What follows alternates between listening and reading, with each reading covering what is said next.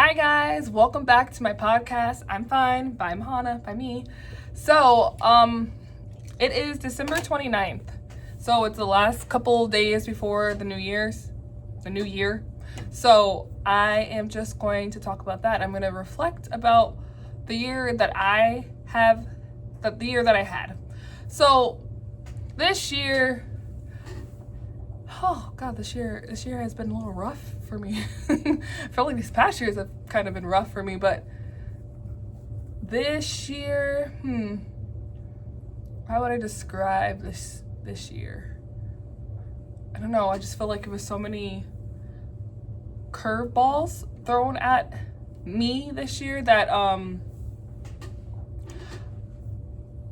speechless, honestly. Like it was a lot of different things that went on this year that I did not see coming, that I had to learn how to navigate. It was my first time as in life. You're just learning how to, like, you're gonna have a lot of your first times, but they're not the ones that everyone like notes or like looks forward to. But I had a lot of my first times this year with, I don't know, like more health issues, more struggles. Yeah, it wasn't the best year. No, it wasn't the best year. I'm glad this year is finally like ending, but doesn't mean that I'm like super excited for next year. I'm not like, yay, next year, super positive about next year. No, I think I'm really like realizing how life has humbled me out a lot lately to realize that each year is going to come with its own like struggles, their own happiness, their own ups and downs. So I'm just taking this year as a lesson learned, noted, and continuously growing. That's really how I see this year. That's how I'm reflecting on this year. This year wasn't the best. This year was all over the place for me, at least. For me, it was just all over the place. Some things about this year, a lot of people don't know, but I got diagnosed with alopecia this year. At first, I noticed it first in March, right after my son's birthday. I had bought a box of hair dye because, like many people, I just got the urge to dye my hair, and dyed my hair. My hair barely took to the dye. I need to go to a professional. So anyone knows a good hairstylist, please let me know. But anyway, and cheap, like I respect people's prices, but just my budget is not budgeting.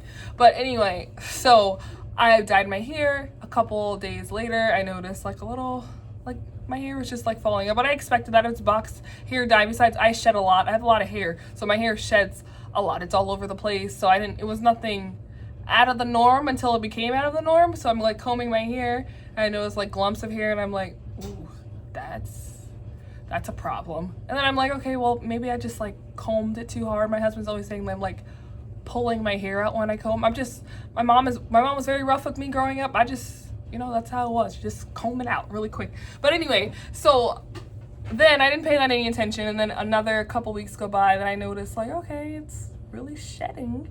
And then another month goes by, and I noticed like a small like bald spot, and I'm like, it was the box of hair dye, wasn't it? I was like, I told you it was a box of hair dye. I told you not to dye your hair with the cheap box of hair dye. I'm like, I've dyed my hair plenty of times with the box of hair dye, and it got me through college and everything. So I don't know what you're talking about. It wasn't the box of hair dye. But then I started to believe that once the hair, like the bald spot, started to show more and more. So then anyway, I ignored it. I was like, maybe it will just grow back. Fine, I can cover it. No big deal. Then I want to say, what was it? May. It was a huge bald spot. Like someone did like a really bad trick on me. Like someone took like a mini razor or scalpel to my head and just like shaved it, like zoop, like right off. And I was like, wait. And I was just like crying because like at this point, what's happening? And then my hair was thinning out. So I have like very full hair now. It's starting to get fuller. It used to be much fuller than this, but it was thinning out really bad. And then I saw the huge bald spot, and I'm like, no, okay, now it's time to go to the doctor. Like it's been a couple months now. I'm gonna go to the doctor. So I went to the dermatologist. That's what everyone on the internet was telling me to do before going to my primary doctor. And everyone knows your primary doctor just refers you to other doctors. So I was like, let me just skip that, just go to the dermatologist. So we started off with steroid injections in my head. I didn't know that was a thing. I was expecting her to give me some creams, shampoo, and she was like, no, we're gonna do steroid injections. I'm like, okay, great, I guess. I'll come back and make it the appointment. She's like, oh no, we're gonna do it today. I'm like, today? And so yeah, we did that the same day, and I had my kids with me. So, you know, note to anyone, just don't bring your kids to a doctor for the first time with you when you're trying to figure out what's going on with you, because it could scar them like it scarred my kids. My kids literally watched me get like injections in my head for my bald spot, and I had to like suck up my tears because I'm always telling them it's not that bad, it's fine, needles are fine. Well, I had to like really man up to that one that day. So anyway, I got that, and I was continuing with that treatment, and also more bald spot has formed. I had got all over, like my hairline was like going back. Now it's finally like it's going, my baby hairs are finally coming back, thank God. This bald spot, see, it's a little bit of mini hair, but it's fine. Like, I mean, it's so cute. now it's a cute story. Now the hair looks fine, looks better, but at first I was just a wreck. And getting the steroid injections mixed with my seizure medication, also I have epilepsy, I'm good now, like no seizures, thank God. But mixing that, a lot of people, I don't know, a lot of doctors always give you the runaround about, oh no, this is not that bad, oh that doesn't interfere with that, but they don't know, because they're not taking the medicine. They're not taking different types of medicine. You would only really know. And then I go on my support groups for epilepsy, and I'm like, hey, has this happened to anybody else? Did you guys experience this? Because there are people that are taking the same medication and going through the same lifestyle as you. So they are better than the doctors to me.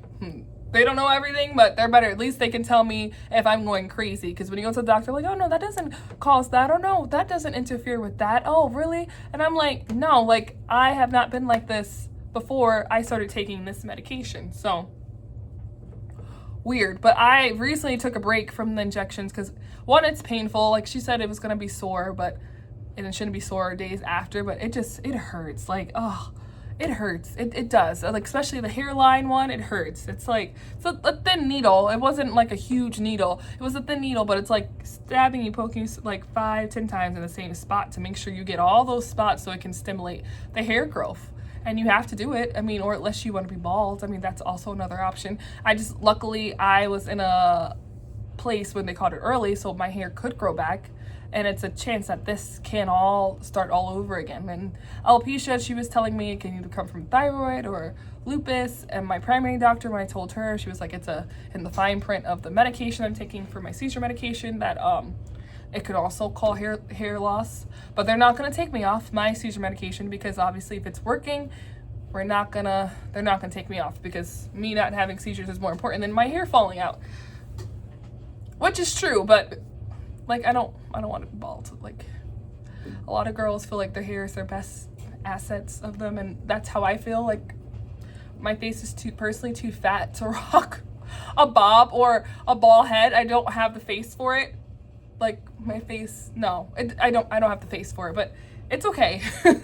Other people can rock it, and I give it to them. Like, they look good with short hair, bald head. They look good. Me, no, I don't look good. I don't have the right face shape for that. But anyway, so I took a break from those steroid shots. I'll probably start back again next year just to make sure like this in between is like not falling out, and just make sure I get a checkup, because I waited too long the last time, and it was a huge bald spot. Like, you could not miss that. Good thing I'm tall, so no one can like hover over my head too much to see it, but it was huge. It was huge. I had to wear my hair like slanted for like the longest time at like a bump. It was not good. I was depressed a little bit for that. I'm not gonna even lie, I was depressed. So that went on for a good portion of the year until I decided to like suck it up and finally go to the doctor.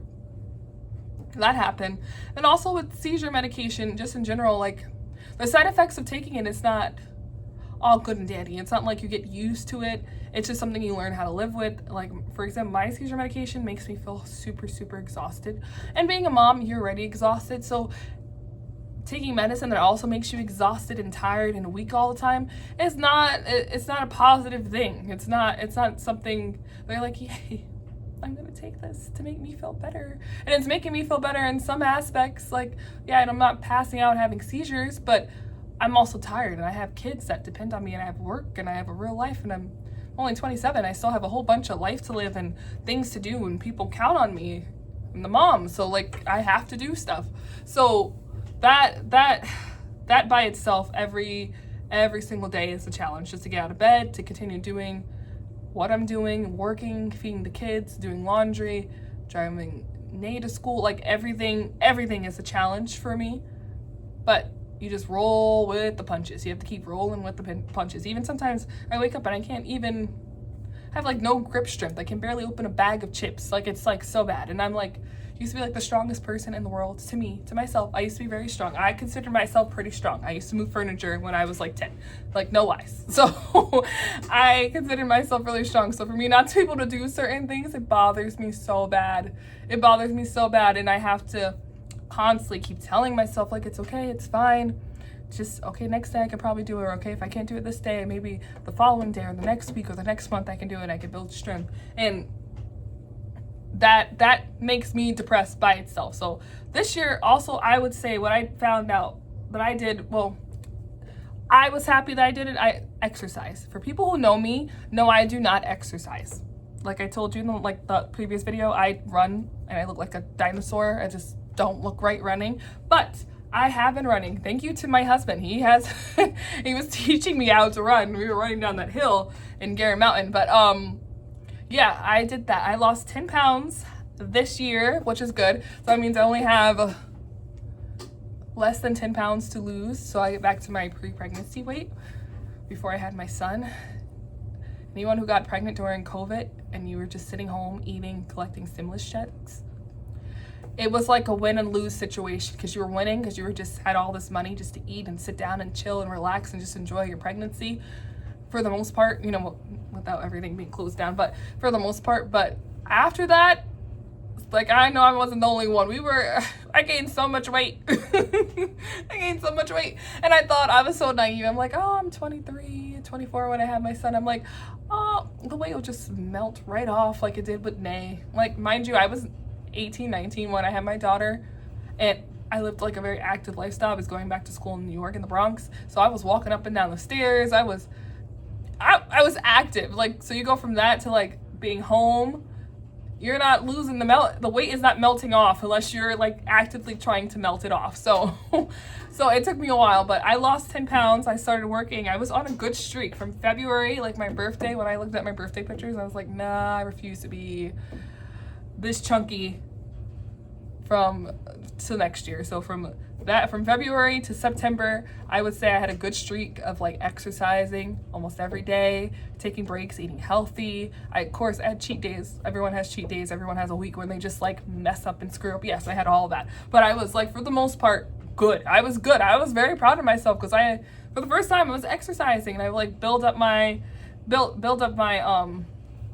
my time of exercising, because when I first started exercising, like I told you, the seizure medications are really hard on my body. So I couldn't exercise for 10 minutes without feeling dizzy or like I'm about to pass out. Like I have to like sit down and my whole body is like in shock, like shaking really bad. So I went from like 10 minutes a day exercising till 15 to 20 to 30 minutes to 45. I didn't go an hour. I didn't go 60 minutes. I didn't do that. But then I would exercise twice a day. Like, so during the summer, I have like my mom group, and we walked. We were walking. It was therapy for us. We would walk.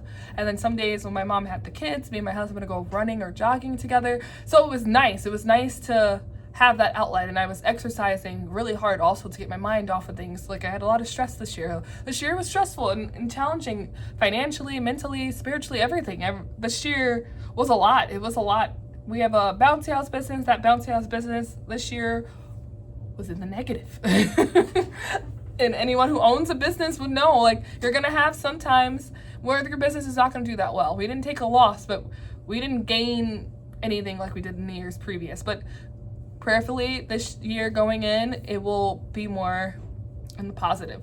And just keep going. That's just how business is. You just have to keep rolling with the punches. Keep rolling with the punches. But I did have my first pop-up shop this year in February. It was cool. I had it right at Orange Theory in Wyckoff. So that was fun. fun and nerve-wracking at the same time, because I'm like, why am I selling treats to people who are just finished exercising? And like, they're exercising in that room and like doing hardcore exercise, and they come out and I'm just like selling chocolate cake pops and strawberries, and I'm just like, oh my god, this is so terrible. But it was for Valentine's Day, so a lot of people bought treats for their kids and their kids' teachers and stuff like that. So it was really cool. That was my first time. My husband was there for moral support. So grateful for him. So we made some money there, and that was cool. It was my first time doing it. I also had another pop-up shop at Lenive's, really nice banquet hall, by the way, so you guys check that out. Lenive's in Helton. Yolanda is the owner. She's amazing. But yeah, so it was that I sold Easter egg cake pops. They were so cute, in little baskets. Yeah, so I've tried a lot of new things this year. So I had to find the good in all the fuckery. And basically, and it was a lot of things. We got a new car broke down. Well, no, it died. It didn't break down, it died. The car just straight up died. We had to buy a new car. And life was lifing. I mean, what am I looking forward to next year? Just more good memories, honestly. I just want to make more good memories with my kids. I just want to look forward to exercising outside again. That was nice. Going for a walk, going for a run, going for a jog, doing that. And we got a new puppy. We got him on Halloween. His name is Blue. He's a Frenchie.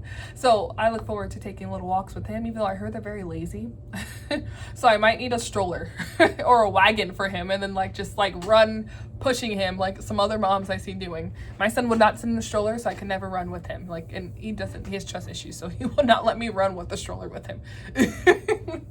So I'm looking forward to that in life. I'm looking forward to doing more podcasts. I mean, I always wanted to do a podcast. Hopefully this will look a lot better and more professional this time next year. I'm praying, because right now it's a little ghetto, but it's okay. I mean, it's a bootleg podcast right now, but it's fine. I just want to continue doing some of the stuff that I talked about. And as my kids are getting older, I'm getting that little bit more freedom to start venturing out. And I'm very creative. I love creating stuff. I went to school for communications. I mean, I love creating stuff.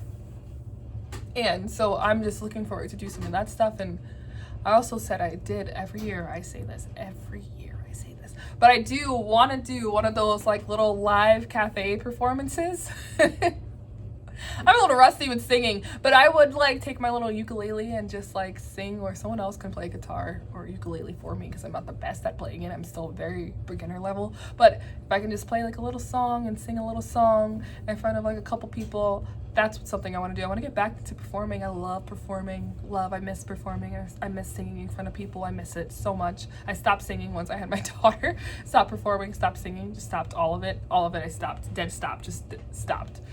But I wanna do that, and I do want to continue with this podcast, and anything else. I mean, I love talking. I love motivating people. I love bouncing ideas off of people. I just love it all. I just really would love. I love hearing people's intakes and insight and perspectives about other stuff. Even if we disagree, I would still love to hear other people's perspective, because it only can help me justify why I'm right, or help me realize why I'm wrong, or where different possibilities can be. So I do love hearing other people's perspectives and disagreeing with people. I love disagreeing with people, because it helps me learn. It makes me be a better person. It makes me learn that there's more different outlooks and different perspectives on life. And it's just amazing how two people can be in the same room and experience something totally different. So I find that very, very, very interesting. So I hope to get more people on this podcast, watching in on my podcast, talking to me. You can see me like battle out with someone. That would be fun. That would be good entertainment. But we'll still be cool afterwards. I don't want any beef with anyone. No beef New Year. No beef with anyone next year. Please, no, I don't want any beef with anyone. I can't take the stress, literally. It'll make my hair fall out. So no beef. So that's what I'm looking forward to. But this year, like I said, it's been ups and downs. A lot I won't share because it's just personal, but health was definitely like the main concern. That car dying was like one of my top stressors. I'm just like, The lady, my dermatologist is the best. She's like, you can't stress. And I'm like, my kids are home during the summer. I can't put them in summer camp. Summer camp is so expensive. Why is summer camp so expensive? I'm a full-time mom and worker. Like, help me out here. And she's like, you can't stress. And I'm like, you're telling me I can't stress, but my life suggests otherwise. So I'm like trying not to stress, lady, but I mean, I can't help it. It's things that I have to take care of every day, and it's just not easy. It's not easy to juggle every day. So, I mean, that is what it is. So and next year, I hope for my kids to be in summer camp, because at least a couple days out the week, I can't take them being home every day, both of them together arguing. Everyone who knows who has more than one child in the house with you during summer, it's brutal. This winter break is brutal. Oh, it's brutal. They're arguing all the time and hungry. Why are they so hungry all the time? Like, are you this hungry in school, ma'am? I think not. You don't eat the snacks. I don't see you bringing any snacks to school, but you know, whatever. Want more snacks? Now they're snacking. I'm pretty sure I'm gonna have to buy more snacks next week or in a couple days, but it's okay. But yeah. Oh, and I also got this, oh, well, you guys can't see it, but it's, I got a free baby, like, piano. Free, totally free. This lady was like giving it away in my town, but that was also very exciting for me. It was another win. So like I said, a lot of things happened, but I try to look back at all the positive things that happened. I had my son's birthday party, I had my daughter's birthday party. We had family come over. My mom had her 50th birthday party. I mean, it was a lot of things that went on that also was good. We got to see family, went to Michigan over the summer. We got to see my husband, my in-laws, and so it was nice. It was nice to honestly see family and connect with family, and it's just reflecting, and just, it was a beautiful thing just to see everyone and see everyone's growing and everyone's changing and accomplishing different stuff off their checklist, their own personal checklist. It's just beautiful to witness. So I just pray that everyone has a great new year, and that we all find the positivity in this past year that's about to pass us in 2024. We can look back and be like, okay, that was rough, but these couple events, okay, that was cool. Like, you know, so not just focus on like, I'm gonna change this, and this next year. No, more going to my frame, like, that was nice, I learned some lessons, that was good memories, let me make some more memories, or let me at least accomplish one goal that I have. Don't put too many unrealistic goals for yourself. Just, my goal when I was losing weight was not to lose 10 pounds. My goal was to at least lose 1 or 2 pounds. That was my goal. I was keeping it or at least commit to exercising at like a certain time, three times a week for 10 minutes. Like, that was my goals. I set very short, realistic goals for myself, because I realized I have very big ideas. So if I was like, I'm gonna lose 20 pounds by the end of the year, and I didn't lose 20 pounds, I'll just be distraught and depressed, and then I'll give up. So that's just me though. But I'm just saying, just set small goals for yourself. Like, okay, fine, in the month of January, I will not drink on the weekends or drink during the week. Set small goals for yourself. That's my advice. If I can give anyone any advice, just set small goals for yourself. So happy New Year, everyone. I hope you have a great New Year, and stay blessed, stay positive. Bye.